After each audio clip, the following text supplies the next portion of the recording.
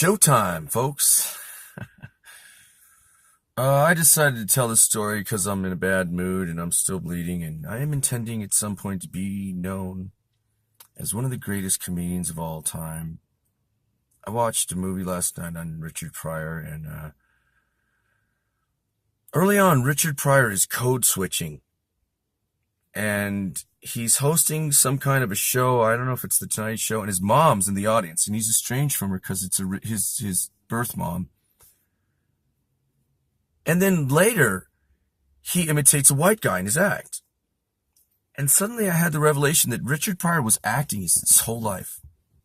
This is why actors and comedians have a hard time sometimes, because they're so good at faking it that whether they're having the emotions or not, they can pretend to be having the emotions. They can pretend to fit in. And then later they go off and feel like shit because they're being conformists. I didn't know that he also had a similar flight plan to Carlin in that he was a contemporary. I thought he was not. And he went and did the whole TV shtick, Las Vegas, all of that. And then just one day, like Carlin, said, fuck this, and walked out. Went to Berkeley, reinvented himself, came back. One of the greatest comedians of all time. So, when I was a kid, I was sitting in a dining room of an exclusive club that my very wealthy friend Randy Roth belonged to, called the Sand and Sea Club. It used to be the Jonathan Club. It's in LA, right on the beach. Back in the day, it was a very exclusive club that didn't let Jews in. So the fact that Randy and his family were members was, the beginning of theoretical progress.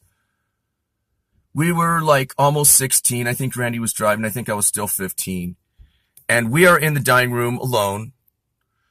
The sun is flooding in through the beautiful windows. There's the ocean. And the only other people in this medium-sized dining room with us are two of the greatest comedians ever. One guy known for being very nice. One guy known for being very mean. Rickles and Newhart with their wives talking. There's no one else in there. And I say to Randy, I'm going to go up and say hi to these guys. They're my idols. And he says, no, you're not. Why not? I'm embarrassed and I'm leaving if you do that. No, you're not. No, not. I get up to go over there and say hi. Randy walks away. I walk up and Rickles is talking to the two ladies and Newhart sees me and I say, excuse me, Mr. Newhart, but I'm your fan. I was wondering if I could talk to you and Mr. Rickles. And he goes, Don, the busboy's here. Do you want anything? Don, do you want anything? The busboy's here. I say, no, Mr. Newhart. I'm a fan of you and Mr. Rickles.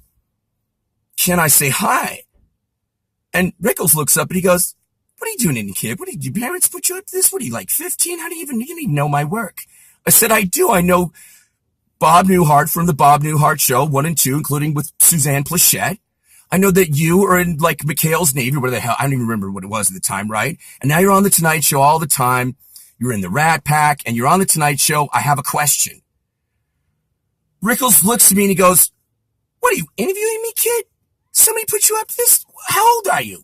I said, I'm 15. I came here with Randy, and I turned around. Randy's gone, right? He says, okay, go ahead.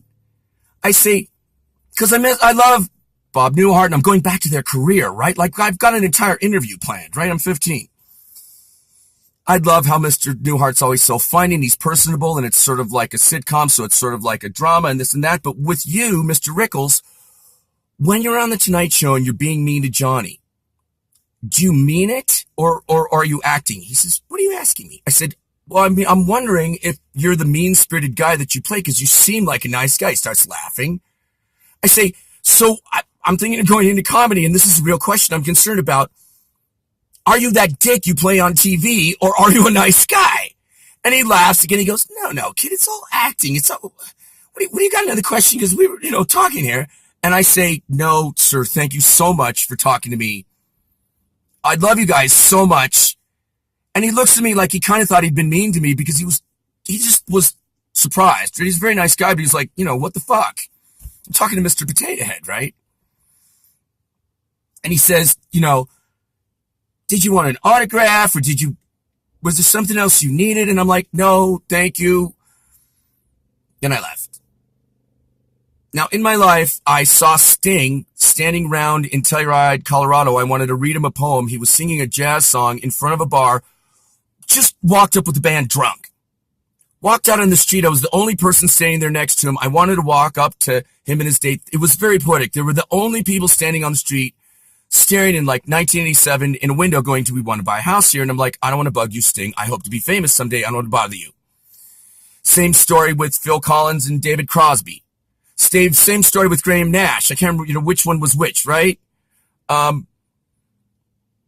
Graham Nash is the British one, right? And I'm walking next to him in Santa Cruz. And oh my God, there's someone whose voice I know talking to me. Oh my God, it's the guy from Crosby, Stills and Nash. Please, can I sing a song with you? Preferably when on the water. Sorry to bother you. Oh, I'm not going to bug you. So most people, when they're that famous, I leave them the fuck alone.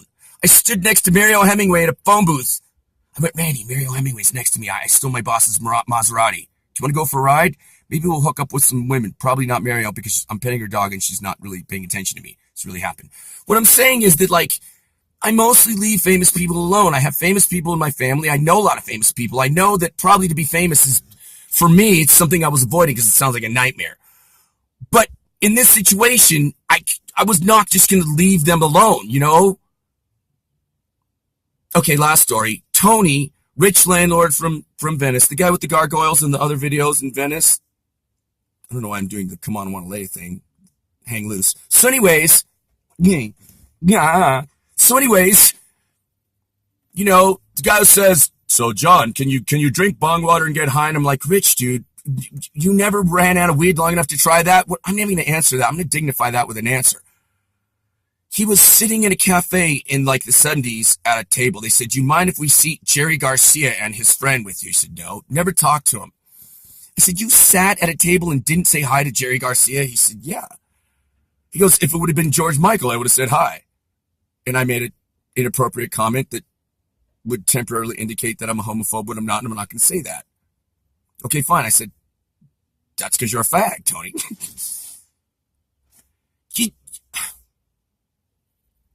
I love everyone equally. In fact, I tend to love the underdog more. So, like, I had a gay roommate in Maine. They said, oh God, am I still talking? Why? Fine, last story. Bubba's restaurant couldn't find a place to work that came with a place to live. The place to live is over the fry exhaust, and in the first floor, Mrs. E from Philly, like my family. That's not the right accent, but no. Anyways. This is Ed, your new roommate, and he's sitting there and he goes, okay, now half-naked gay guy. Now let me tell you something. When you're in your bedroom, you do what you want, but when you're down here, you're watching my pink television. We watch what I want, when I want. If I'm not here, you can watch whatever you want, but don't watch my TV if I'm watching it, because if I'm watching it, we're watching what I want to watch, and if not, you can go to your bedroom, okay? With a one-hitter, with a brass one-hitter, and his schlong hanging out of it. At the end of the CD, he's like, that's it. He was a waiter. That's it. I'm going on a gay cruise. I don't want to talk to a straight person for the next 3 months. So, anyways. Okay, bye. That was fun. Laters. Okay. Is it a delay from the camera? Did I blow up my phone and now I'm just, will YouTube fix this, or will I always be, I hate it when I'm watching a show and the words don't come out okay, Richard Lewis used to do a lot of this with the finger and the, okay, I'm looking very Jew. All right, this is good. Goodbye. Later. Okay. Oh, last joke. All of our holidays are demonic. Christmas, pagan bullshit. Easter, pagan bullshit. New Year's, get drunk and kill yourself. 4th of July, get drunk, eat a bunch of meat, blow up shit, and kill yourself. Thanksgiving, celebration of genocide.